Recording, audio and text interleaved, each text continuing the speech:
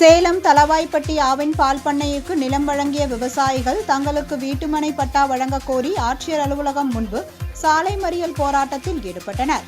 கடந்த 1979ஆம் ஆண்டு ஆவின் பால் பண்ணைக்காக சித்தனூர், தளவாய்ப்பட்டி, ரெட்டிக்காரன் வட்டம் ஆகிய கிராமங்களை சேர்ந்த 44 விவசாயிகளிடமிருந்து சுமார் 54 ஏக்கர் விளைநிலங்கள் கையகப்படுத்தப்பட்டு பின்னர் விவசாயிகள் 38 பேருக்கு வீட்டுமனை வழங்கப்பட்டது.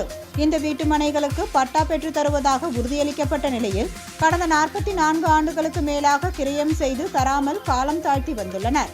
இது தொடர்பாக பலமுறை மனு அளித்தும் பலனளிக்காததால் 50க்கும் மேற்பட்ட விவசாயிகள் இன்று மாவட்ட ஆட்சியர் அலுவலகம் எதிரே உள்ள சாலையில் அமர்ந்து போராட்டத்தில் ஈடுபட்டனர்.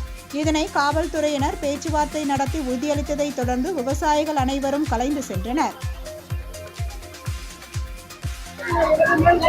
நாங்க பாருங்க, சேலம் ஆவின் பால் பண்ண துவங்க கடந்த 50 ஆண்டுகள் முன்னாடி 1978ல நாங்க 54 குடும்பங்கள் சேர்ந்து நாங்க ஒரு 60 ஏக்கரா பக்கமா நிலம் கொடுத்தோம்.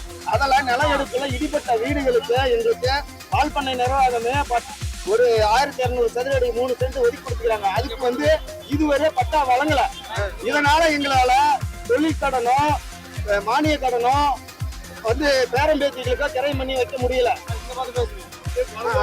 அப்படியே நாங்க புறம்போக்காவே இது வரைக்கும் நாங்க இருக்கிறோம்.